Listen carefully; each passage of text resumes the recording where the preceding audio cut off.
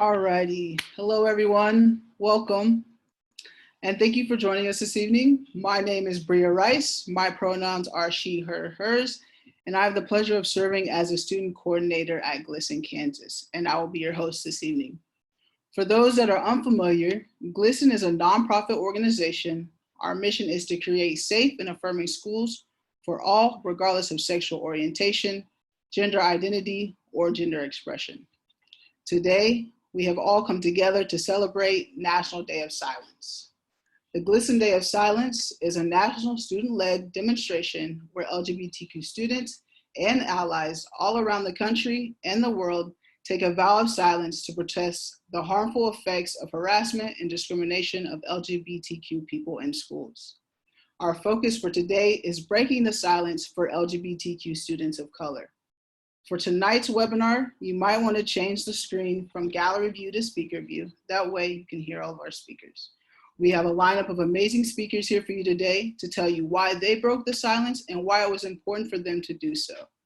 To honor this day, before we get started, I would like to take a moment of silence.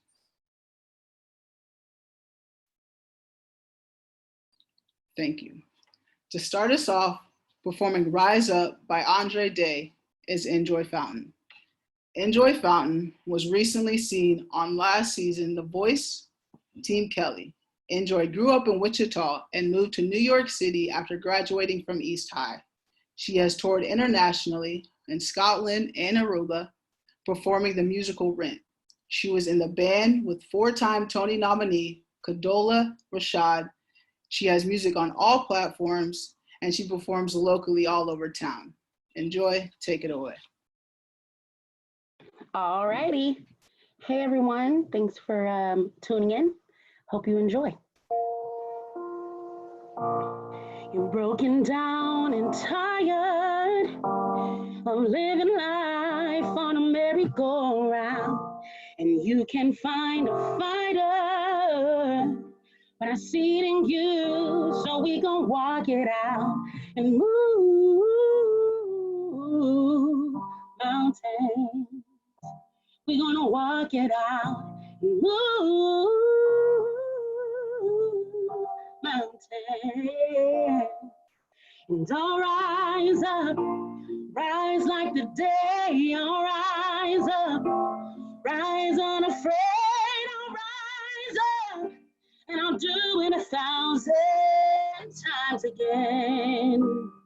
And I'll rise up, rise like the waves. I'll rise up, in spite of the ache. I'll rise up, and I'll do it 1,000 times again. For you,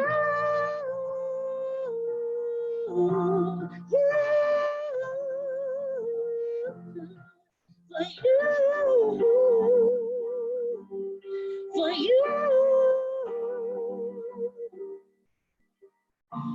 The silence isn't quiet, and it feels like it's getting hard to breathe.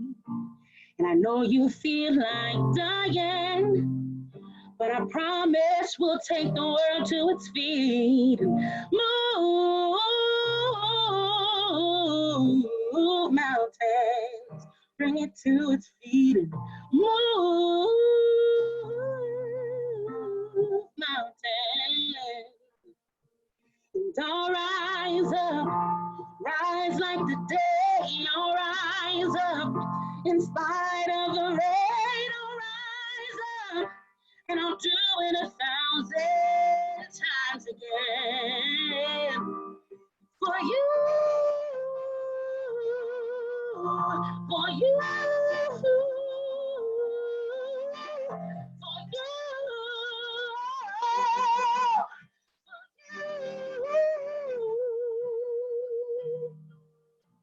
All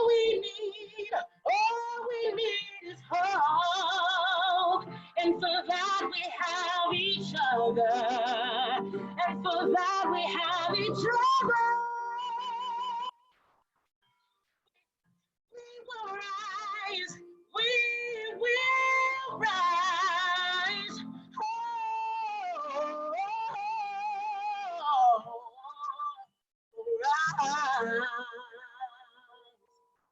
And I'll rise up, rise like the day, I'll rise up.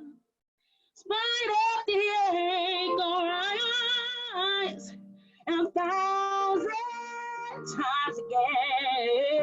And we'll rise up, high like the waves, we'll rise up. In spite of the ache, we'll rise up. And we'll do it 1,000 times again.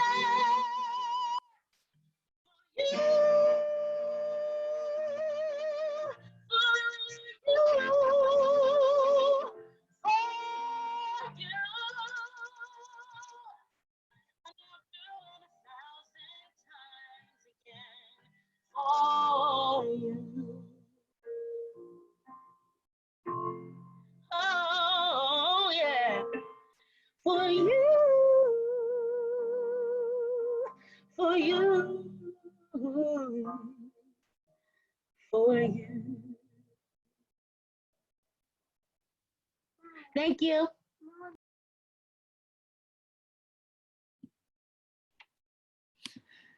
Thank you for that, and Joy. That was really beautiful. And that powerful message in that song really sets the foundation for our upcoming speakers. First up, we have Representative Susan Ruiz. Representative Susan Ruiz is the first openly lesbian legislator who was elected to the Kansas House of Representatives in 2018. A native of Houston, Texas, Ruiz is the daughter of a Mexican-born immigrant father and a Texas-born mother, giving her unique perspective on multicultural issues.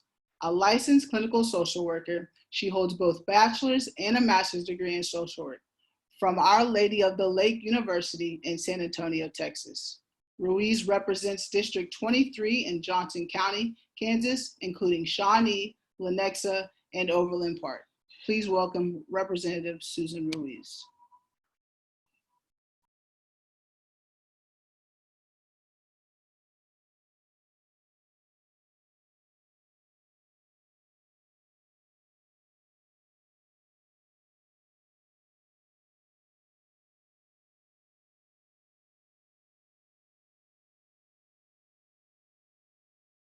Thank you, everyone, for this invitation to join you on this National Day of Silence and to share my story. I was raised in a traditional Mexican-American family. I was expected to go to school, go to college, get married to a man, have children, you know the rest.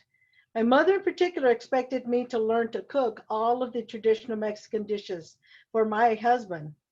I vividly remember when I was about 6 or 7 years old, I went to our kitchen and watched my mother make flour tortillas for my father.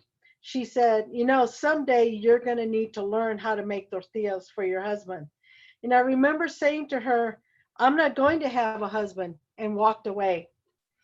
Those of us who are from an ethnic minority group and are gay know that we live in two intersecting identities.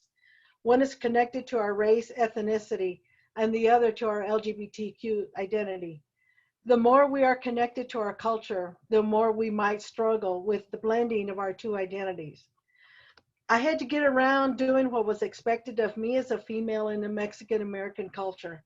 I managed to avoid having a quinceañera. I wore dresses and makeup, but I wasn't living my authentic life.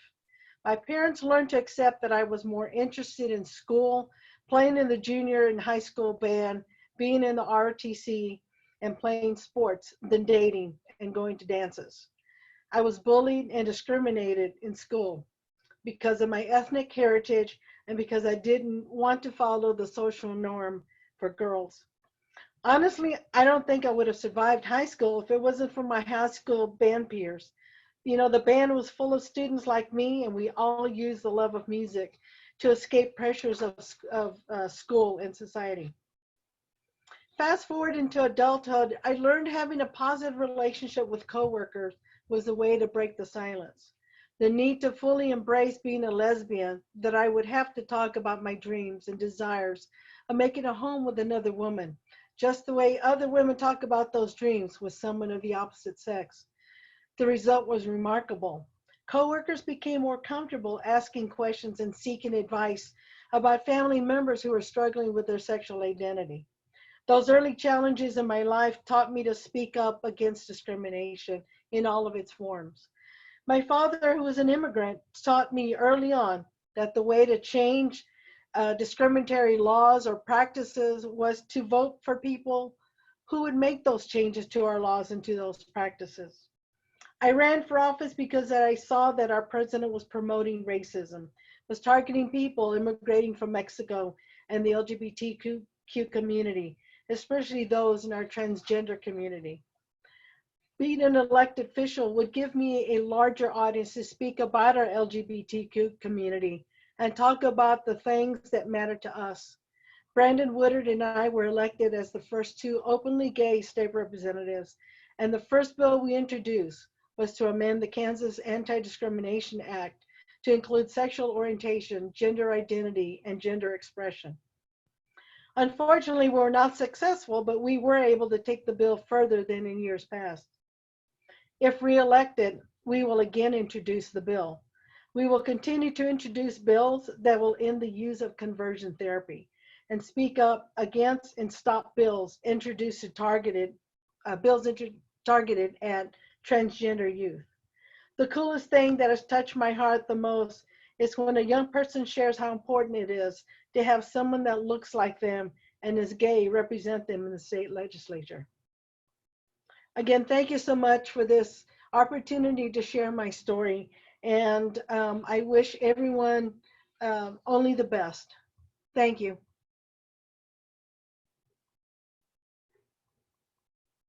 Thank you, Representative Susan Ruiz. Having that representation is very important for our youth. Next, we have Bria Webb. Bria Webb is a junior at Northeast Magnet. She is a vice president of the student body, co-president of the GSA Club. Bria is also involved in the Mayor's Youth Council, where she is on the executive board as a public information officer. Bria plans on getting a law degree and pursuing politics. Bria? Hi guys. So as Bria mentioned, my name is also Bria, but it is spelled just a little bit differently.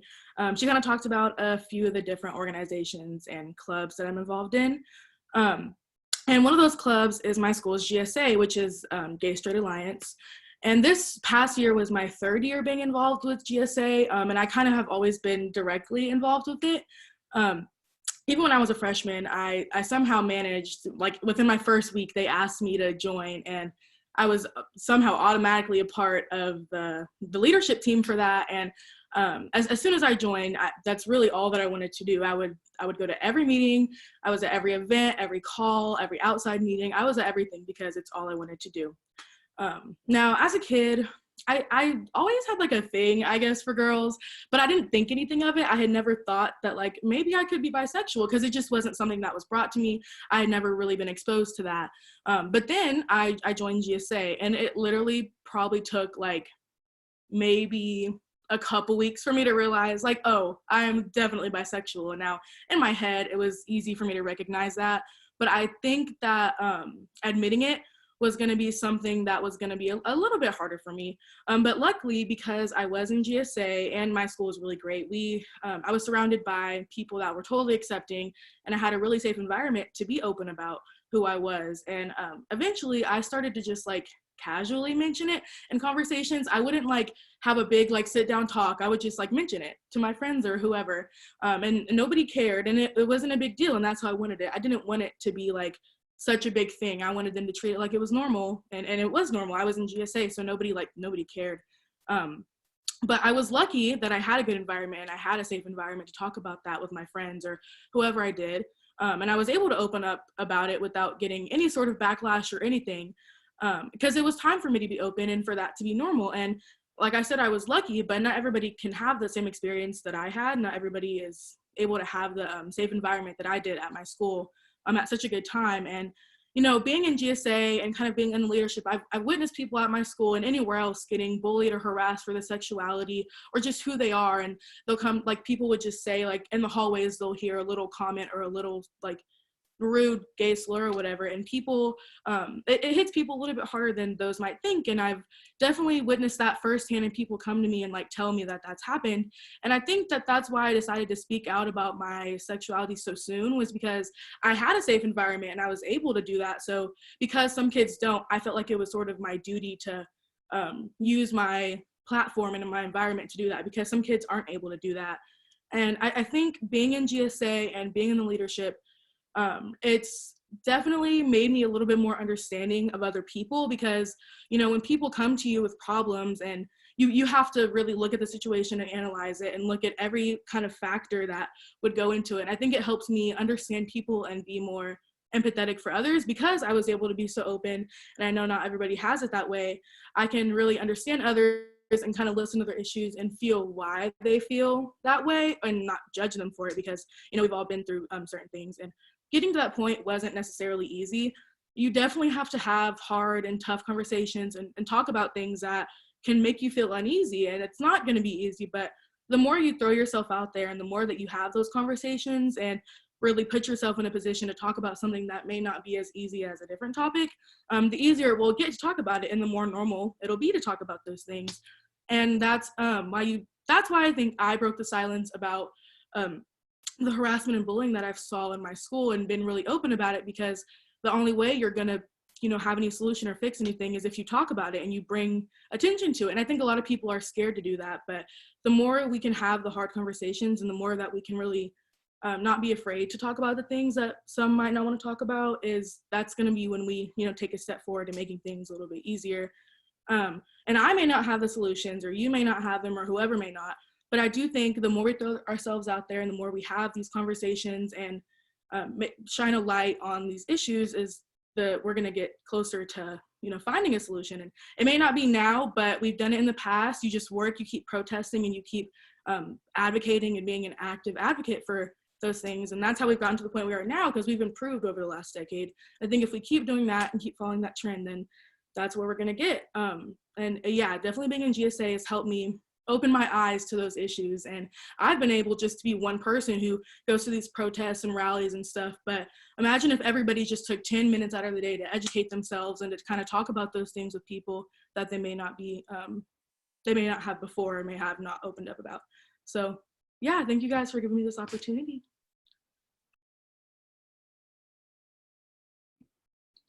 Thank you so much, Bria. You have been a great leader for other students. I have witnessed that myself.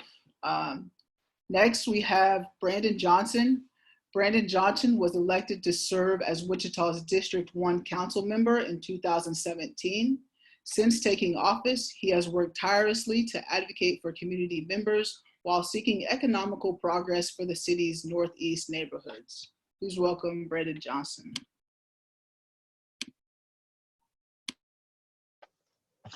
Hey everyone, thank you for allowing me an opportunity to join you all on this call and just to talk to everyone.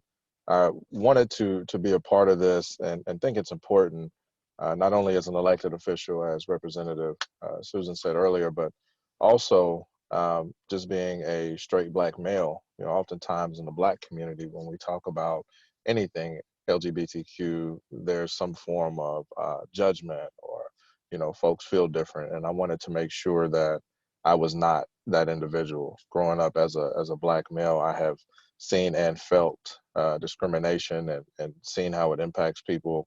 And of course, just America's history when you look at civil rights. And so I wanted to make sure that just as an activist, and especially when I became an elected official, I was one that could definitely try to put an end to that, because we shouldn't discriminate against people or treat people differently just because they may be outside of what society deems as the norms. Again, all of this stuff is constructs that we've seen created in society. And again, that often means that people are treated differently. And I think that's wrong. So for me, I always want to be someone who is supportive while acknowledging publicly I'm still learning.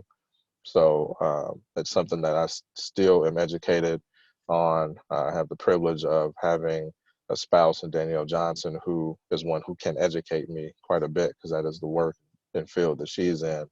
But at the same time, my goal is to always make sure that we stand up for people individuals and make sure that voices are heard and that we can stop discriminatory practices and make sure that whether it's state legislation or city ordinance, that we make sure everyone's protected for just being who they are. And so for me, it's important to be that and to support and to continue to learn, because I think that's where most of our growth as humans can come, is to continue to learn about others, and not only how we can be respectful, but loving as well. So I'm honored to be here with you all. And again, still learning. I love the conversation thus far. Shout out Northeast Magnet. But definitely glad to be here. And again, if anyone ever needs anything from me, please reach out. I'm happy to help, sit down, listen, or help out in any other way.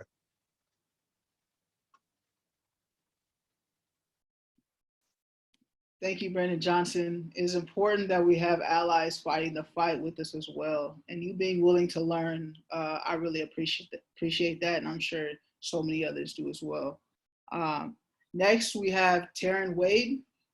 Taryn Wade is a senior, also from Northeast Magnet High School, and he is one of the leaders for his GSA and loves getting involved in his community. Taryn Wade. Hello. Okay, so I've always known I was gay for most of my life. In middle school, I really started to figure out who I was, and I knew I was fighting a lot of demons then, and it was pretty hard, but I didn't know how people were going to take it. So then I finally came out in 8th grade to my friends and family, and they all mostly took it really well. Going into high school, I didn't really know what I was going to expect. And I didn't know I was going to be able to express myself the way I wanted to. And that's what I love about Northeast, is that you get to be whoever you want to be. There's no judging. And so then, but my coming out experience wasn't always good.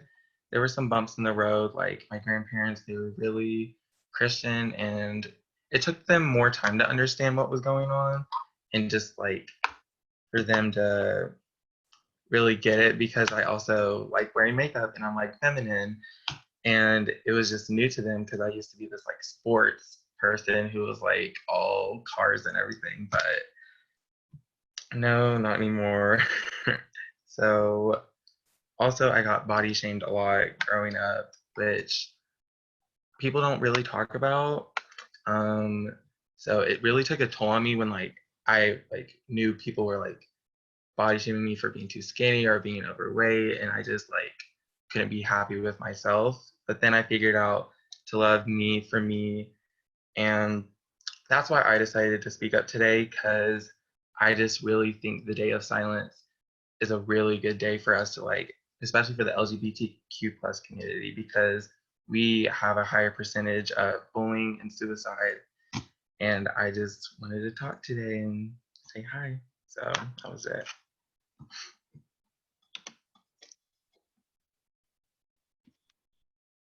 I appreciate that, Taryn. Next, we have Mary Sims. Mary Sims is a master level social worker. She has played at the Division I level for women's basketball. She is driven by the holistic approaches to mental health, incorporating movement, mind, and body to achieve goals, effectiveness, and individuals' ability to attain behavioral changes. She is currently working with the youth in Wichita, Kansas to enhance, inspire, impact, and empower change. Welcome, Mary Sims. Hi, guys. Oh, you guys are so great. I love hearing everyone's stories. So growing up, I grew up extremely Baptist, in a Baptist family, in a Baptist community.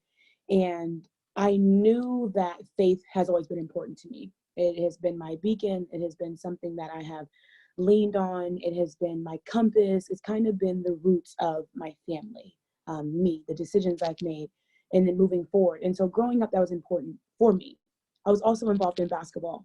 So I had two things kind of combating, because basketball was where I was able to be or feel more comfortable. I was more comfortable in the tomboy clothes. I was more comfortable in the long socks and the long shorts and the sports bras and the beaters with my hair pulled back and my buns. I was so much more comfortable like that, not saying that straight women aren't more comfortable like that as well. But I knew my reasons for being more comfortable was because when I had to go to church, I had to dress up in that stereotypical dress and little frou-frous and skirts and all these things that I wasn't comfortable in, because I felt like at the time that's what I needed to do to be straight.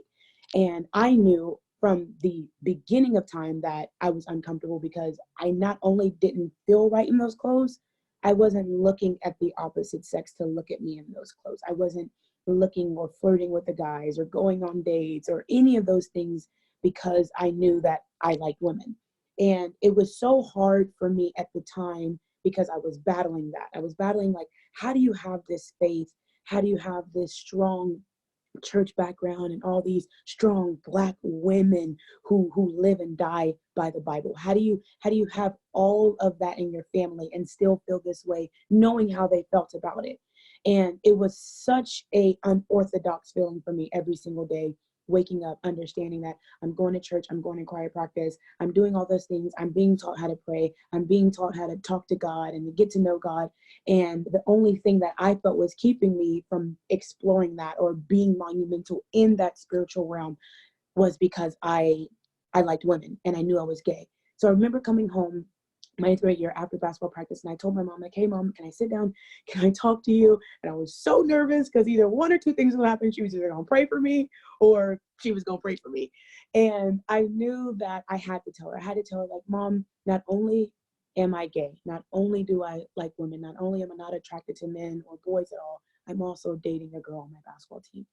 And I was so afraid of telling her that because I didn't want her to pull me away from the basketball team, but I also didn't want the community to shove reasons why I shouldn't feel this way, when I knew in my heart of hearts that I can love the Lord, I can pray, I can get to know God, faith can be my beacon, and I can still be gay. And my mom looked at me and she told me that, and I remember because I understand all the stories that have came from people who may not have those positive outcomes after expressing to their parents or their loved ones or caregivers that they are gay or their family. But my mom looked at me and she told me, you can still love the Lord, and the Lord is still going to love you no matter who you choose to love. And I was just so thankful, and I was so happy that I was able to have. Now, she didn't understand everything, and my church community sure didn't, because at that moment in time, I stopped dressing feminine in church and I started dressing more masculine because that's how I felt comfortable. And I remember the first day I walked into church and I was no longer in the dress, I was no longer in the skirt. I was in a button up, I was in some jeans, and I was in some boots, and I felt comfortable, but that was so masculine. For all the other women who were coming to church. And I just remember that conversation I had with my mom, saying that no matter what you do, God is still going to love you. You can still be gay. You can still be a Christian. You can still be gay. You can still play basketball. You can still be gay. You can still go get your master's. You can still be in social work. You can still be a therapist. Just because you're a gay and you love women does not stop you from being on these platforms. And so I broke the silence because I wanted the next person to have the strength.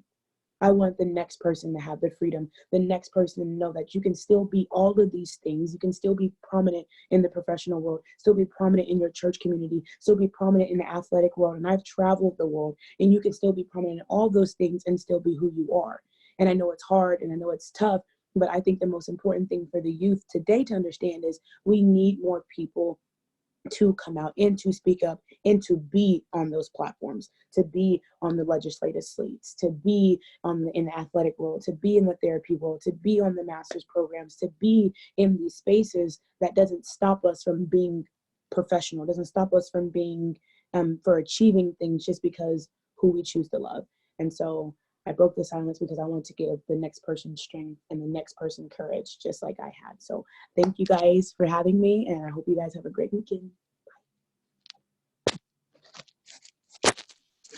Thank you so much, Mary. I know there's a lot of people that can relate to that story with the faith, being torn between the faith and coming out. So I appreciate that. Next, we have Nak Vong. Nak Vong is a student at Wichita State University. In high school, he started IC Teens in Mind, a student-led mental health advocacy group.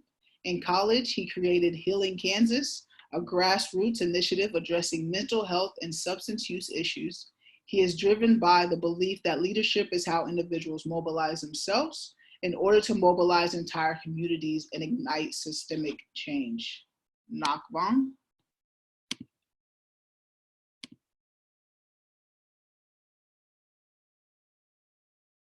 First, I just really want to say thank you to all of our new speakers and the speakers after this sharing your story. Me personally, I'm getting a lot of goosebumps.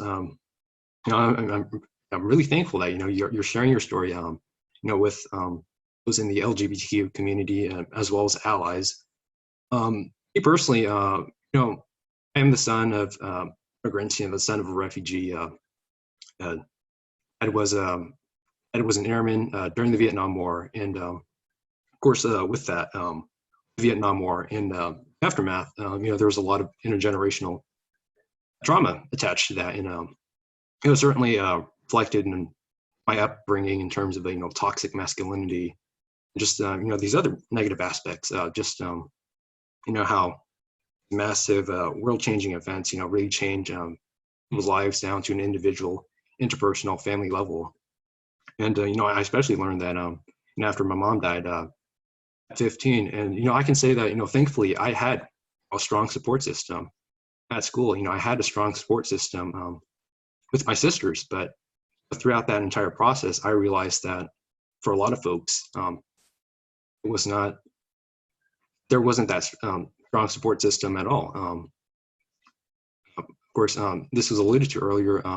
LGBTQ students are at much greater risk of mental health issues, and a lot of that has to do with stigma. I mean, to this day, there's just a pervasive discrimination, hatred against the LGBTQ community. Quite frankly, it pisses me off. But I just wanted to say that sexuality does not make you less of a person. Who you love should not matter, should not be a detriment to your life. And I just want to say that, I thank you. I applaud you for your courage, for your faith, and just, your willingness to, be an ally, a champion, but also, to advocate for yourself. And, I just want to say that I personally look up to you. So thank you.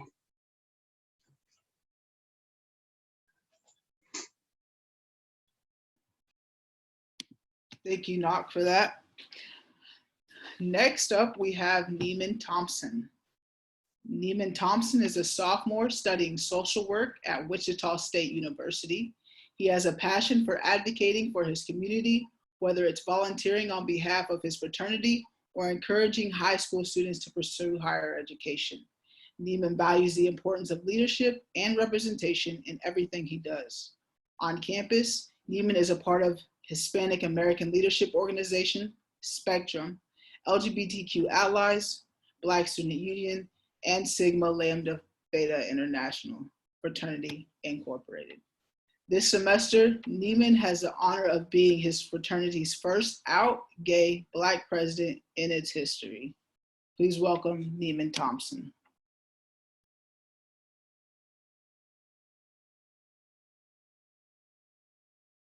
Hey guys, thank you so much for having me. I just want to say that you guys have such inspirational stories, and it's the stories that you guys tell is what I looked forward to and what I looked up to when I was in the closet. So I just want to say thank you for that. And so just to start off, the classic, I knew I was different when I was little. I just didn't know how. And after further experimentation, I feel like a lot of people are scared to talk about that. Experimentation is normal. I found out that I liked men, and in high school, I came to the realization of that. In the first early years, I wasn't really comfortable with letting other people know. And so I just kind of kept it secret, and I was in the closet. Unfortunately, a lot of the kids assumed that I was gay because of how flamboyant I was, how effeminate, how I walk, talk, the stereotypes. And so I didn't really have to come out, if that makes sense. And so I decided to come out as bi first. Sorry, all the bi people in the chat, sorry. I came out as bisexual first because that's what I thought I was. And then after, further experimentation again, I thought, I came to the realization that I was gay. And coming out to my parents, that was one of the funniest things that's ever happened to me. So I remember it so vividly. So we came home from dinner, and then my dad went and watched the basketball game, whatever he watches. And my mom was sitting at the dinner table across from me. And then I I just talk to my mom for a minute, and then I say, "Hey mom, I have something to tell you." And then she's like, "What? What's going on?" And then I say, "I'm bye." And then she says, "Okay, bye." And then I say, "Mom, come on, let's not do this. We know better." And then she's like, "What do you mean?" And then I explained to her, I'm bisexual, I like men and women. And then, she's accepting of it. She's like, "Yeah, I love you. I'm always going to accept you. You're my son." And, we just hugged and all that. And then I said, "Can you tell dad?" in the morning? And she said, "Yeah, I can definitely do that." So I go downstairs, sleep, wake up. Next morning, my dad comes downstairs. He's like, "Hey, come in the kitchen. We need to talk." So we all have a little chat in the kitchen. And to my surprise, they weren't really accepting of it at first. They were really afraid of how our family would be perceived, and that kind of was very discouraging for me. They actually, forbid me posting anything gay on social media, and they made extra social media accounts to follow me on that. But you can't really blame them because they just didn't know. After further research from them, they took it upon themselves to do some more education on their part. They asked questions, and now they just love me for everything I, stand for, everything I am. So I just think I'm so grateful. A lot of youth aren't as lucky as me to have such accepting parents. But I mean, yeah, I just feel like it's our opportunity to share our experiences so that, you guys are more comfortable with being who you are. And so, as I mentioned before, I was bullied in high school for being, flamboyant, effeminate. But fast forward to college, I'm now using the things that hindered me in high school to elevate me. And so, because I'm so unique, people saw that in me and they wanted to use me as a way to show that there's, representation for the LGBTQ community, for the Black community, for all the communities I represent, there's a place for me. And when I first entered college, I didn't think I could ever be a leader of any kind. And, fast forward again, I'm the newly elected president of my fraternity, making history as the first openly gay Black male. And by the way, it is Latino based, just some clarification on that. And I think that is just, I would have never imagined that to happen to me ever. So that's just such an amazing honor. So fraternities do have a bad stigma, but essentially it's about finding your home. And so I found home in my college's Office of Diversity and Inclusion. I found homes in my fraternity. I found homes in the programs and the opportunities that I was given. And that just has made me who I am today. And that's made me the leader that I feel like a lot of the youth need to see representation, to see you can be exactly where I am. You can go higher, you can go wherever you want to go. Don't let your sexuality and other people's ignorance ruin your experiences. And I also think that it's important to have representation, not just in the media, because sometimes the media gets it wrong a little.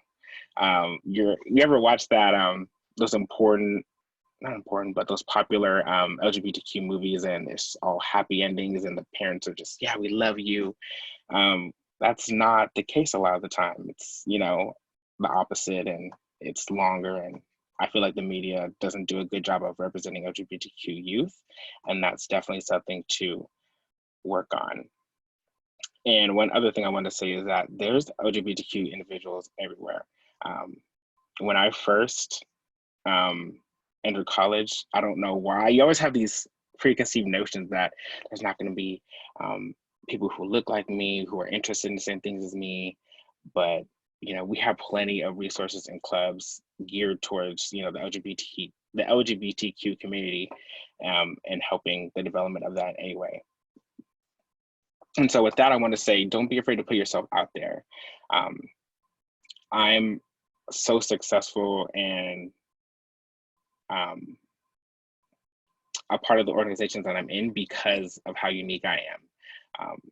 And the representation that I hold for, the youth. So I don't want any of you to see a certain position or see a certain job and say, I can't do that because, I'm XYZ. Don't let that hinder you, because someone out there is looking for, you as representation. So don't ever get discouraged.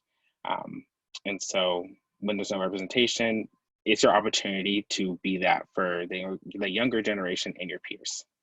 And so with that, I would like to end and say thank you guys so much for letting me speak. Thank you so much, Neiman. Next, we have Christopher Lee. Chris Lee is a high school senior from New York.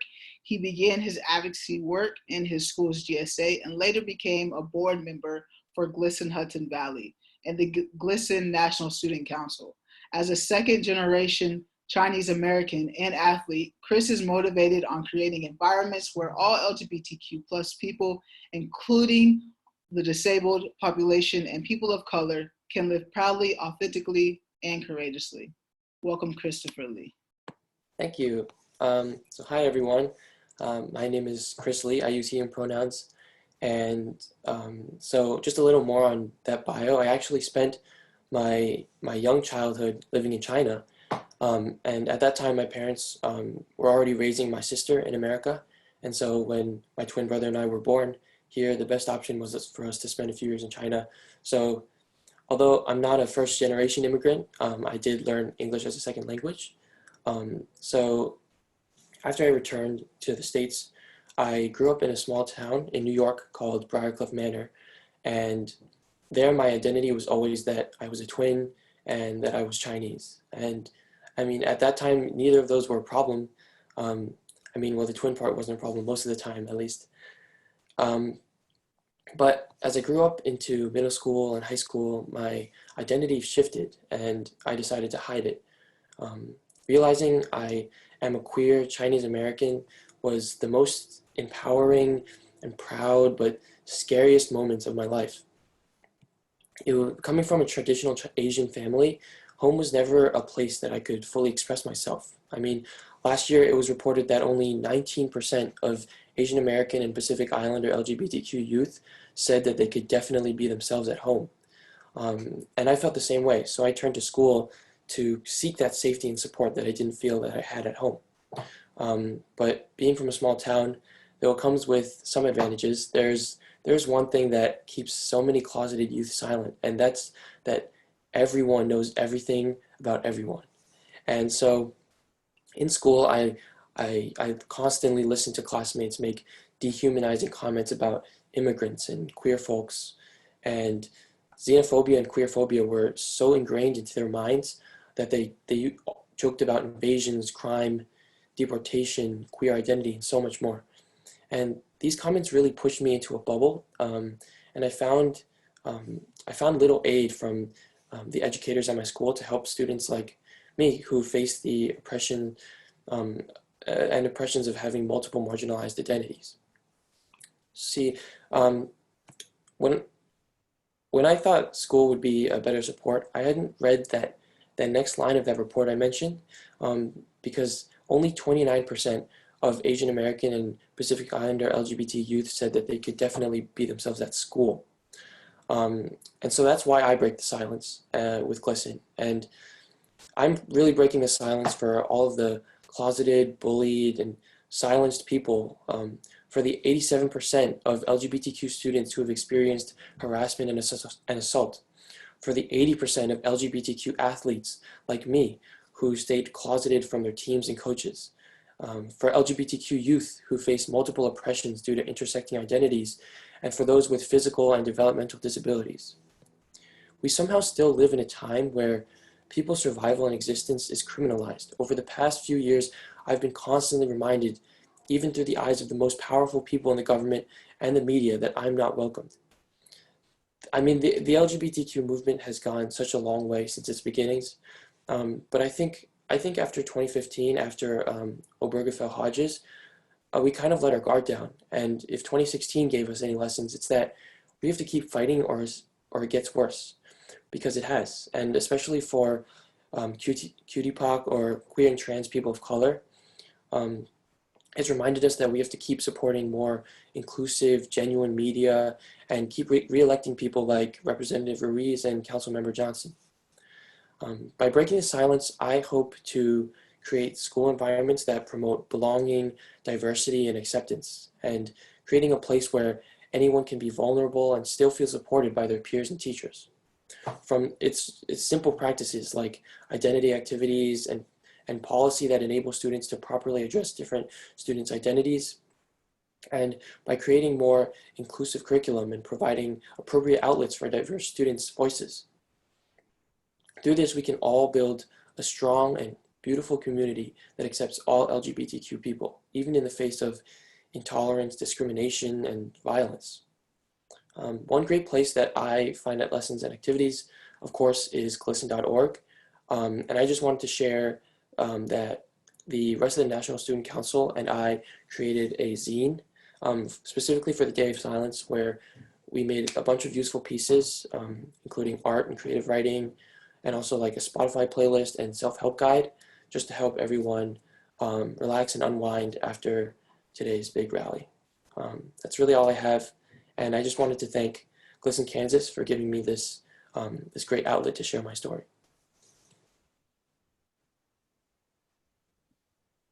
Thank you for that, Chris. We do have to keep fighting the fight, and I appreciate you being willing to do that. Next, we have Joseph Shepard.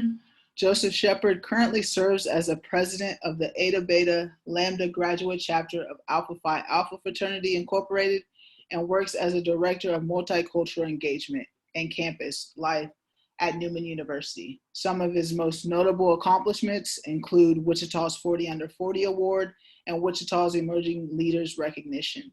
As a first-generation college graduate, Joseph aspires to reach young people like him to help them excel in their educational and personal endeavors. Please welcome Joseph Shepard.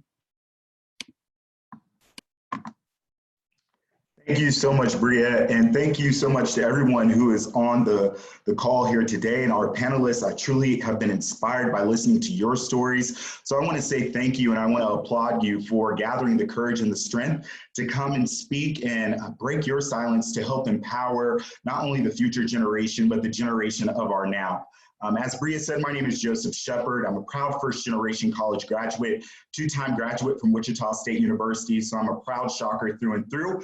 But now my home away from home is at Newman University, where I have the honor and the privilege of serving our diverse and underrepresented students, including our powerful LGBTQ students at Newman University. And the common thread that I hear when I'm listening to all the stories that are being told today, and the common thread that I have seen on our social media outlets today, as many people are breaking the silence, is resilience, right? And resilience can be defined as the capacity to bounce back from difficulties. And when I think of my story specifically, it's very similar to Mary's. You know, I grew up in a home where my father has been a pastor for over 25 years. Faith was a very integral part of who I am, my religion, my beliefs, my love for God.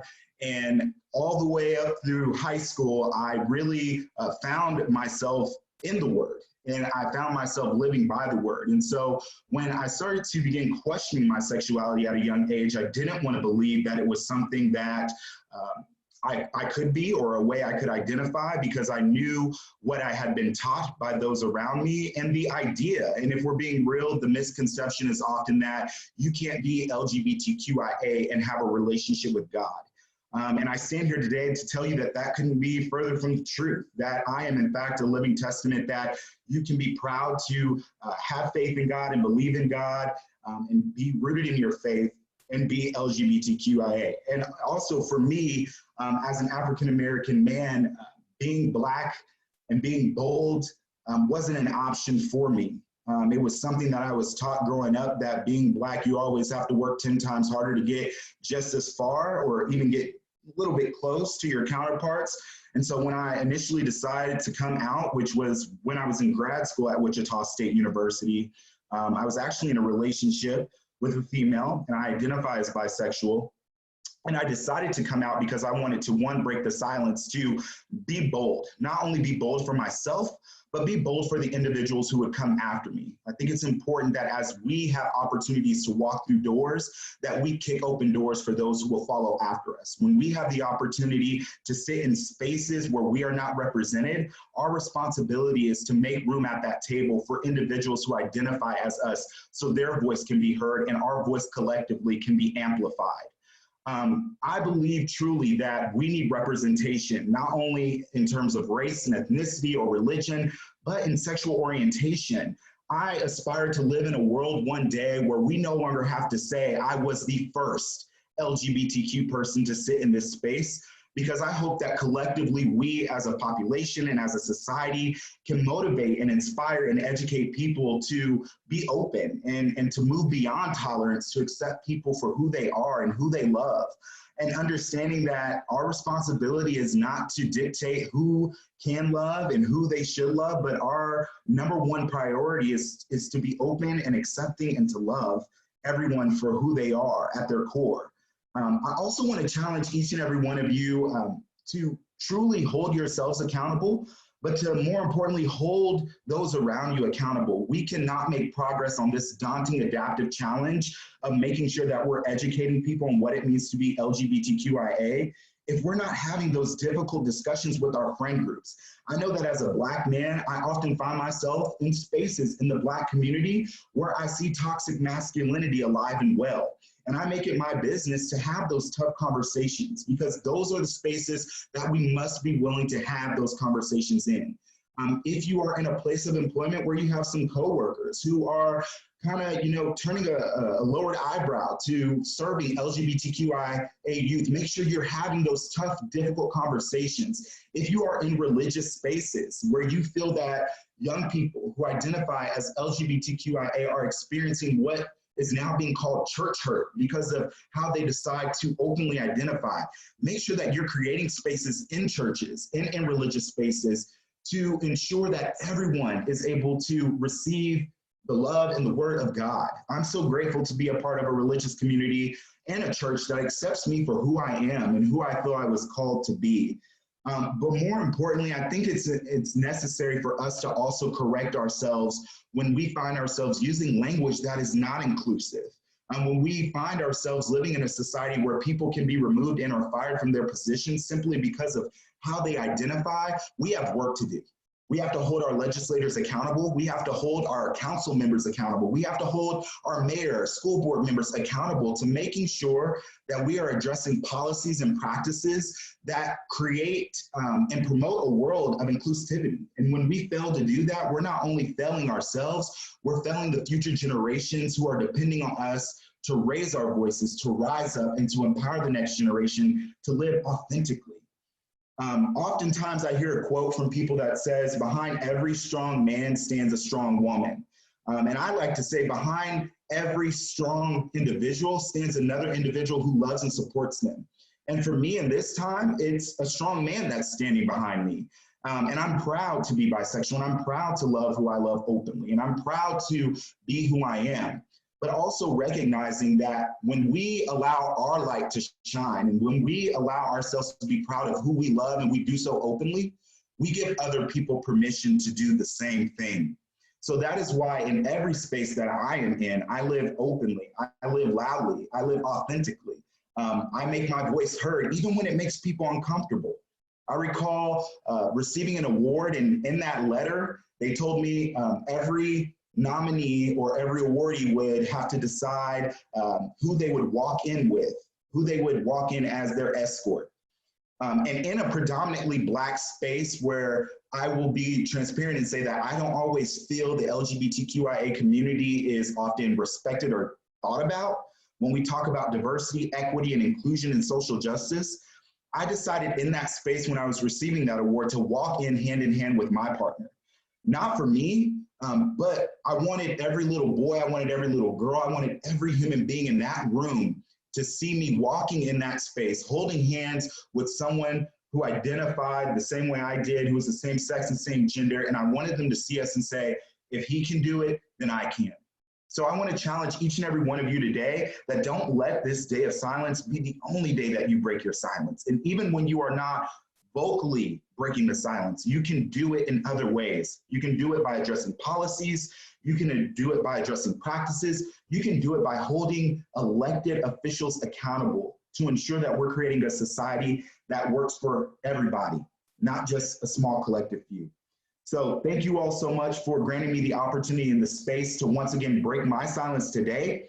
And I appreciate you for listening. And more importantly, I appreciate you for empowering others to be their authentic selves and to live loudly, to live boldly, and to live authentically. Thank you so much, Joseph. Joseph is also a part of our professional development team. So I just appreciate all the work that you do for the LGBTQ community. And I really appreciate that. Next, we have Gabe Padilla. Gabe Padilla is a teacher at West High School and is the GSA sponsor. Gabe also is always willing to volunteer with GLSEN in Kansas. So Gabe Padilla.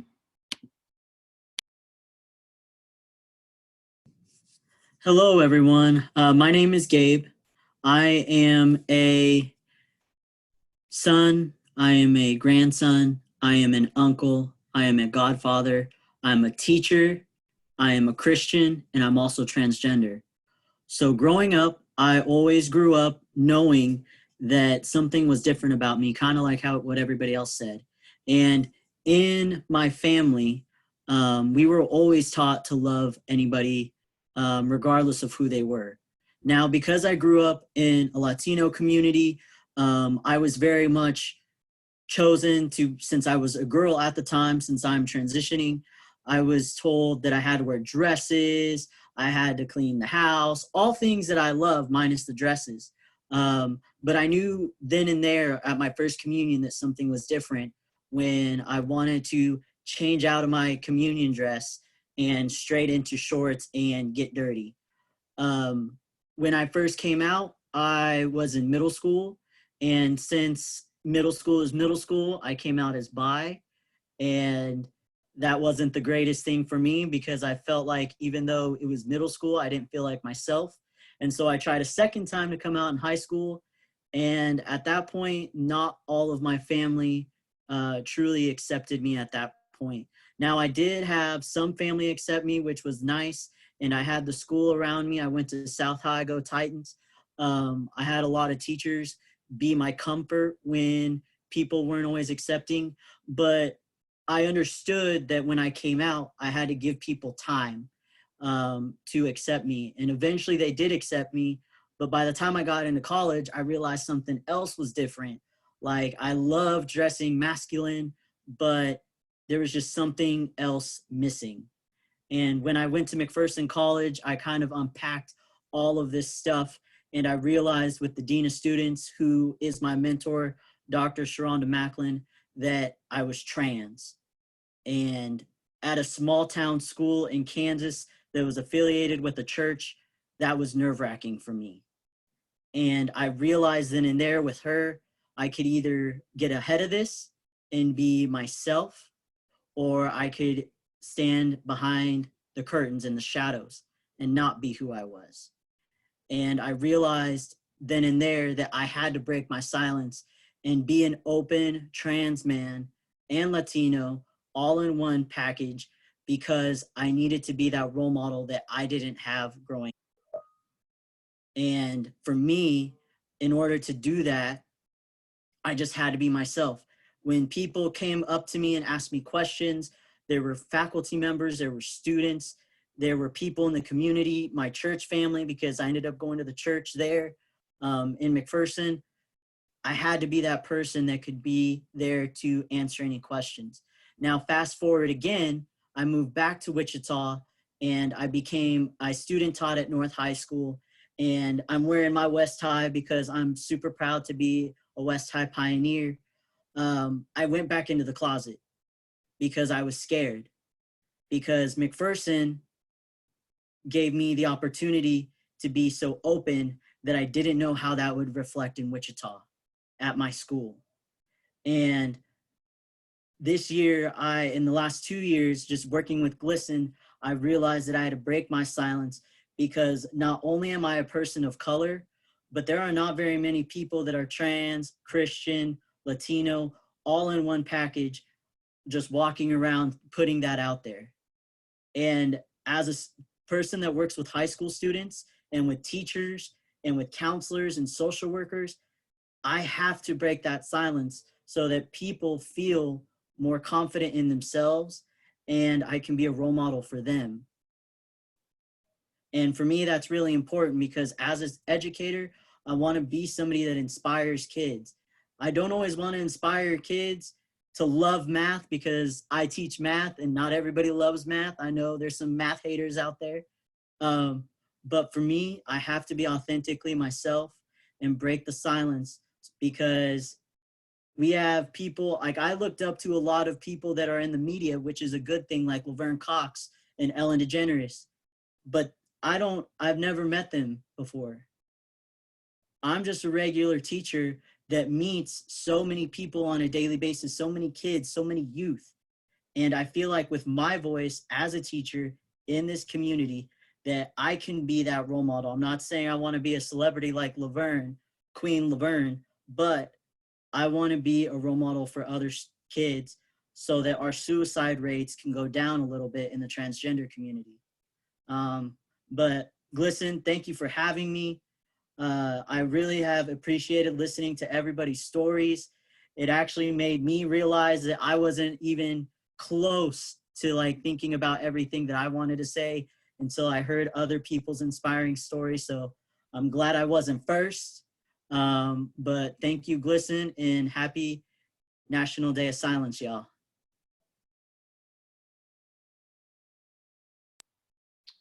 Thank you, Gabe. Gabe was actually our educator of the year as well.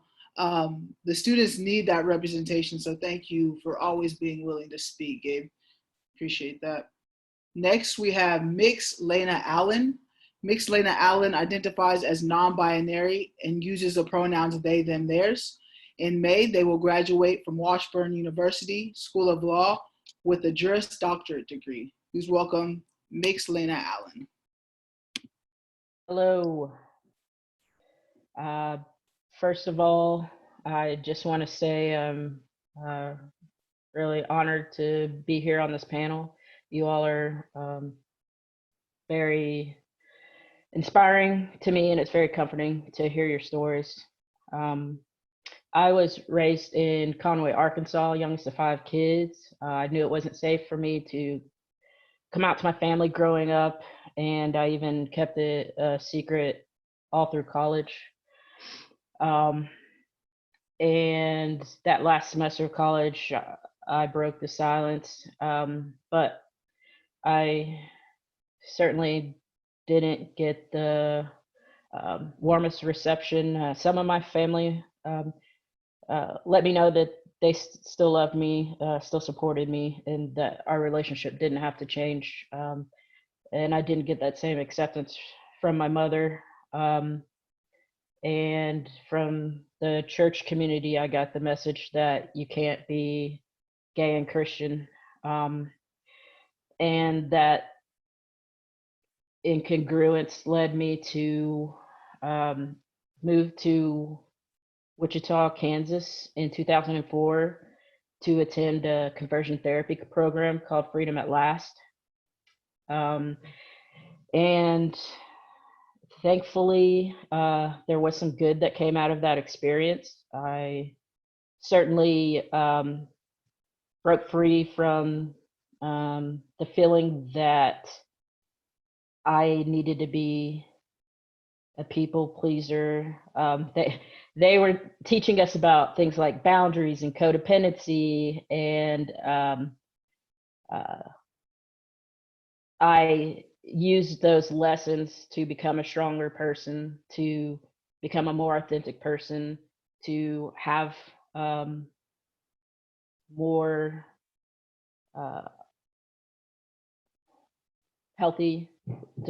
more healthy relationships with my family and my friends. And so I turned that into a positive experience.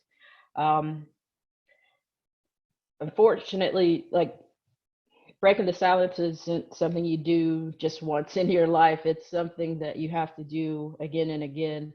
um, in multiple contexts as we grow. And so after leaving the conversion therapy program, I had to readdress my family and reassert myself and my identity.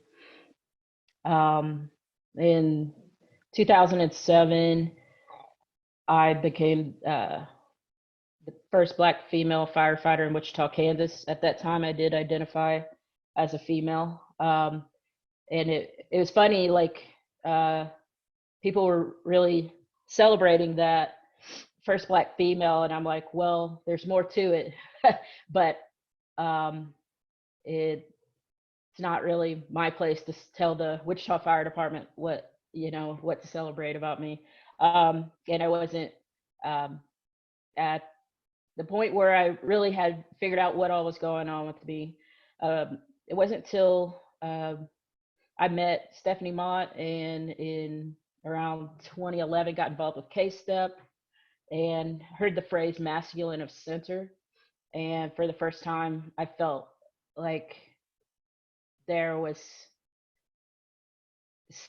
a phrase that actually described me instead of a phrase that I just had to make do with. And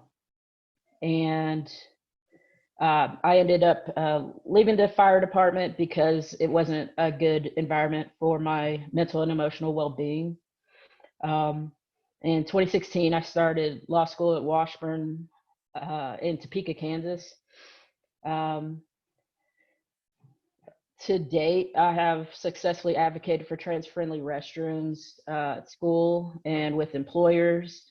And I came out at school and with various employers as non-binary and shared that my pronouns were them and theirs beginning 2019. And I was torn when I was asked to speak about why it's important for me to be out about my identity, because there are still some areas of my life where I am hesitant or where I'm very strategic about when I share those certain things. And I have a good support network, and they remind me not to be too hard on myself. But I want to be honest about the fact that as I am searching for a job as an attorney, I'll be graduating next month and taking the bar, hopefully in July. It's a very scary reality that I have to be very measured about when I reveal certain aspects about myself. But I have had some encouraging experiences. I've been well received by multiple bar associations. I've been the president of the Federal Bar Association and Native American Law Students Association at my school.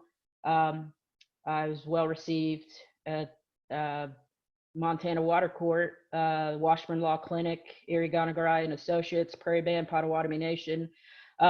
So it's very encouraging, and I don't take for granted the strength that you all are showing in your respective lives and in your respective communities. Thanks for having me.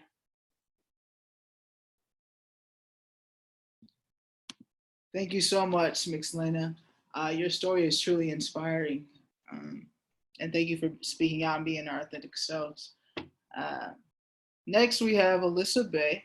Alyssa Bay is a graduate student at Wichita State University. She is a Black, cisgender woman who uses her academic research experience to focus on the mental health of marginalized communities such as the LGBTQ+, immigrants, and Black Americans. Although she will be moving out of state soon, she has enjoyed her work with GLSEN and all of the connections she has gained to such wonderful individuals in the LGBTQ plus community in Kansas. Alyssa Bay. Thanks, Bria. Hi, everyone. My name is Alyssa Bay. I use she, her, and they, them pronouns. I'm reading my speech, so my eye contact is going to be a little weird. Coming out is something I've heard that you never do just once. It's ongoing. And in my case, that proved to be true. There wasn't just one time that I decided to come out. I'm not one of the queer people who felt like they always knew. It wasn't even until junior high that I realized I even might be attracted to women. And that was a feeling that I never really let my devout Christian Baptist brain think about too much until the end of high school, when a good amount of peers had come out and survived it. The first time I decided to come out was when I solidified my plans to go to college out of state.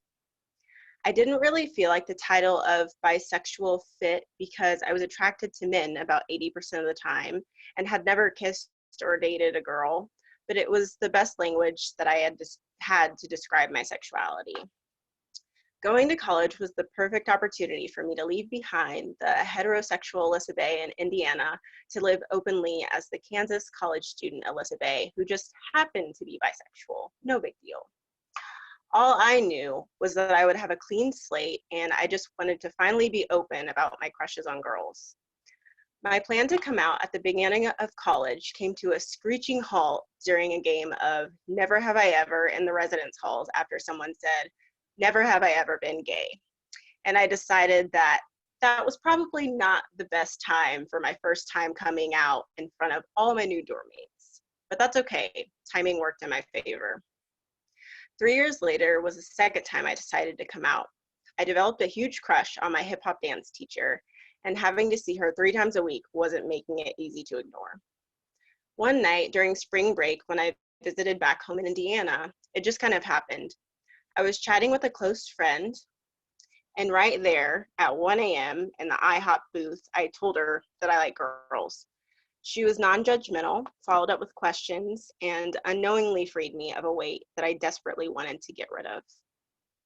It took me another year before a crush on a girl in my ceramics class inspired my third coming out. I found it frustrating that I couldn't talk about my love interests openly regardless of gender, especially when I knew my friends would be supportive. I told my close friends. Even though I knew I wouldn't lose any friends, I still remember the nervous feeling I got right before telling each of my close friends. Sometimes I like girls, is what I said, still not feeling like I had the right to the title bisexual. I never lost any friends, and I was finally able to break my silence. I was free for the reasons that coming out mattered to me personally. And I never planned to tell my family.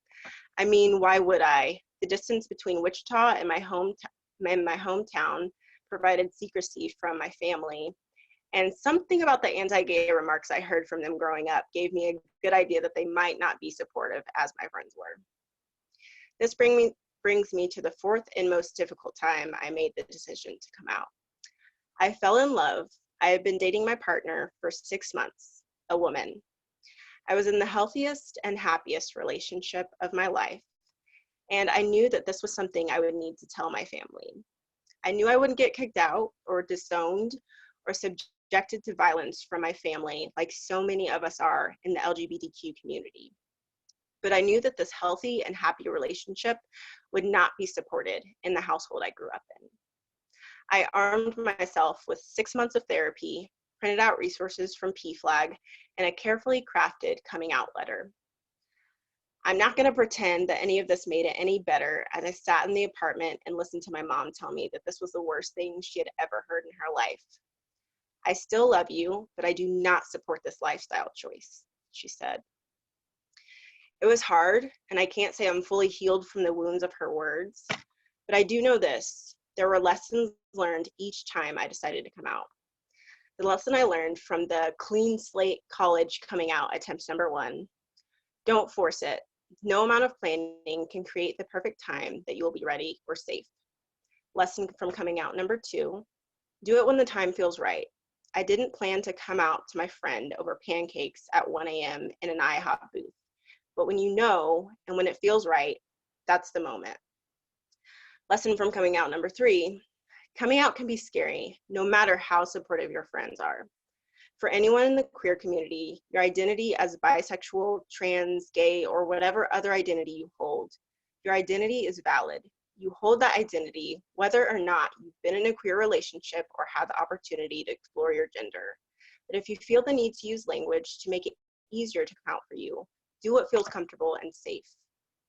And lesson from coming out number 4, sometimes it's the people that say they love you the most that will hurt you the most when you tell them. Don't let that stop you from being who you are.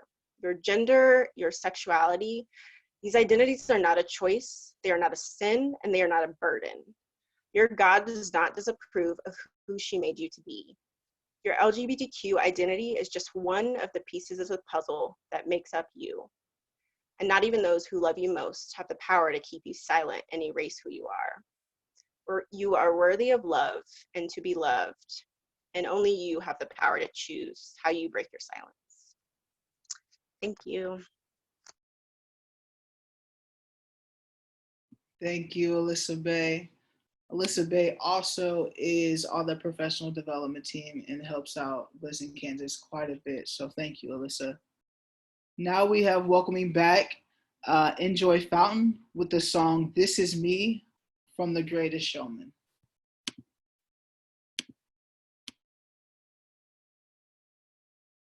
Hello, y'all. I just wanted to say thank you so much for having me. Been really inspiring to hear everybody's stories. I just want to encourage everyone to stay true to who you are, and although it's scary, don't be afraid to stand up for yourself, and just spread love. Spread love. That's all we can really do. So I'm gonna sing another song. If you know it, sing along. Let me set it up. All right.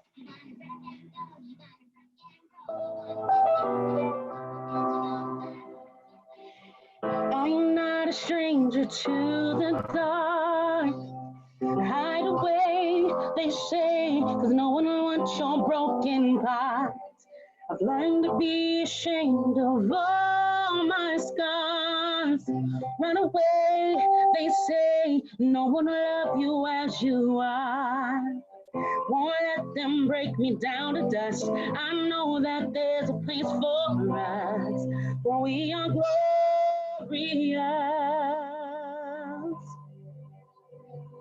The sharpest words wanna cut you down.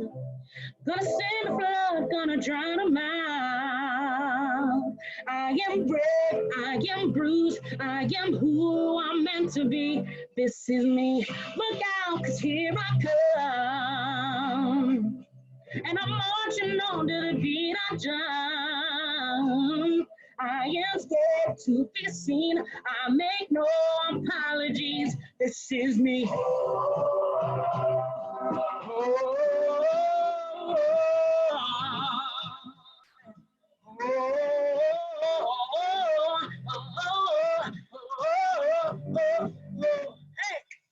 Another round of bullets break my stand. Well, fire away, cause today I won't let that shame sink in. We are bursting through the barricade and reaching for the sun. Warriors, yeah, that's what we become. Don't let me break you down to dust. I know that there's a place for us. We are warriors.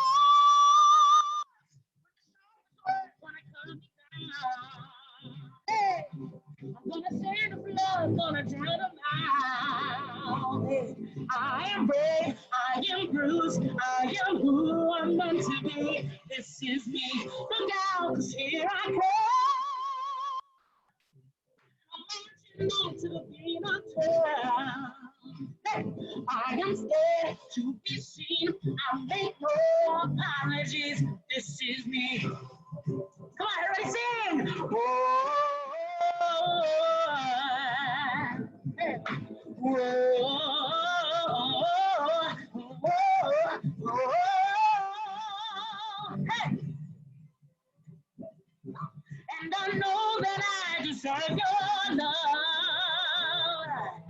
There's nothing I'm not worthy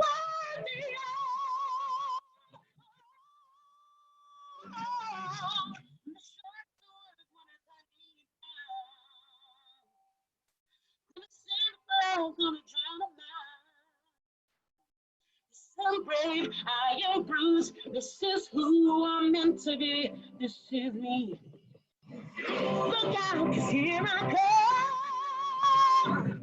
And I'm marching on to the beat I drum. I'm not scared to be seen. I make no apologies. Say, this is me. So, come on, say.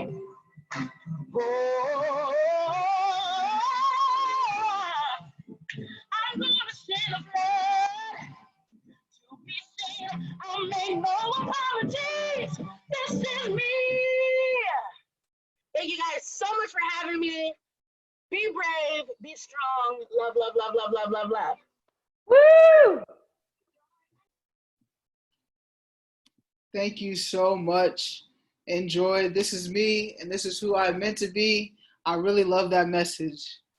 To end this out, nearly 4 in 5 LGBTQ students do not see positive LGBTQ representation in their curriculum.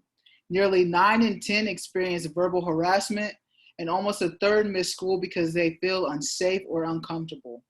Today, we came together to break that silence. I would like to thank all of our speakers for sharing the reasons for breaking their silence. Your stories are both inspiring and empowering. I would also like to extend a special thank you to the high school students, Bria, Taryn, and Chris, using tonight's platform to speak your truth, highlight your strength and bravery. And lastly, thank you to all those viewing this evening. I really appreciate that. If you would like to know more about our organization or how you can get involved, you can follow us at GLSEN Kansas on any social media platform or visit our website at www.glisten.org. Thank you all and have a great evening.